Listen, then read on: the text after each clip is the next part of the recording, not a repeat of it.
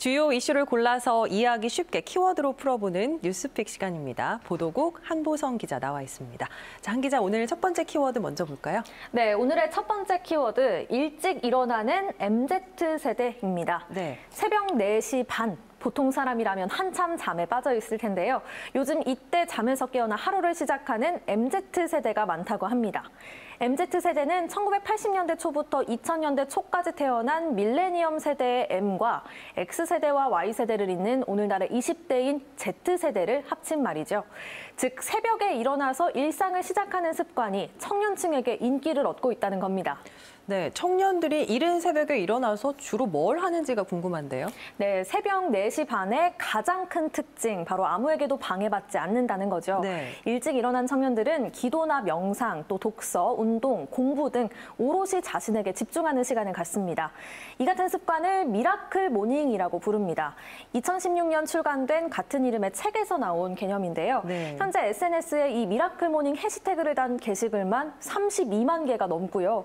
아르바이트 포털의 설문조사 결과 응답자 3명 중에 1명은 미라클 모닝에 도전해 봤거나 현재 실천 중이라고 답했고, 특히 30대 남성은 반 정도가 도전 혹은 실천 경험이 있는 것으로 나타났습니다. 네, 미라클 모닝 얘기를 들으니까 생각이 나는 게 예전에 아침형 인간 얘기 상당히 많이 했었거든요. 네. 둘의 차이가 있을까요? 네, 그렇습니다. 미라클 모닝의 목적은 성공이 아닌 자기 돌봄이라는 점에서 아침형 인간과 다릅니다. 대부분의 참가자들은 삶 속에서 자기를 지켜내기 위해 부지런히 살고 있다고 답했는데요. 쳇바퀴처럼 굴러가는 삶에서 좀 더 특별하게 살고 싶다. 일상에서라도 소소한 성취감을 느끼고 싶다는 게 참가자들이 답한 미라클 모닝의 이유였습니다. 네. 최근 베스트셀러가 된 책 나의 하루는 4시 30분에 시작된다의 저자 김유진 씨도 몇 년 동안 오전 4시 반 기상으로 내가 주도하는 시간을 얻었고 덕분에 힘든 유학 생활을 견딜 수 있었다고 말합니다. 네, 그런데 요즘 들어서 이렇게 부쩍 미라클 모닝 열풍이 부는 이유가 뭘까요?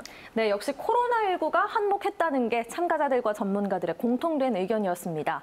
한 참가자는 코로나19로 혼자 보내는 시간이 늘면서 그동안 들여다보지 못했던 내면을 성장시키는 데 관심이 커졌다고 말하고요. 또 이재흔 대학내일 20대 연구소 연구원은 코로나 블루와 무기력을 호소하는 MZ세대가 많아지면서 미라클 모닝 챌린지로 삶의 에너지를 얻는 경향이 강해지는 것 같다고 분석했습니다. 그렇군요. 첫 번째 키워드 일찍 일어나는 MZ세대였고요. 두 번째 키워드 뭔가요? 네, 다음 키워드 당신의 건강은입니다. 질병관리청이 매년 전국 지역민들을 대상으로 지역 건강조사를 시행하는데요. 최근 2020년에 조사 결과가 나와서 소개해드릴까 합니다. 손지호 앵커는 건강을 위한 조건 뭐라고 생각하시나요? 다들 비슷하게 생각하실 텐데 꾸준히 운동하고요. 술, 담배 안 하고 가장 중요한 거는 스트레스 좀 덜 받는 거 아닐까요? 네, 맞아요. 많은 전문가들이 강조하는 가장 기본적이지만 결코 지키기가 쉽지는 않은 부분들이죠. 네. 흡연율, 음주율, 걷기 실천율, 비만율, 스트레스 인지율 이렇게 5개 항목으로 대전, 세종, 충남 지역민들의 건강 상태를 짚어보겠습니다. 자, 먼저 흡연율 보시죠. 세종은 15.6%를 기록했는데요. 전국에서 가장 낮은 수치입니다. 대전도 평균보다 낮고 충남이 평균을 약간 웃도는 모습입니다. 다음 음주율입니다. 최근 1년 동안 한 달에 한 번 이상 술을 마신 적이 있는 사람의 비율, 세종이 47.4%로 굉장히 낮죠. 흡연율과 마찬가지로 전국 최저입니다.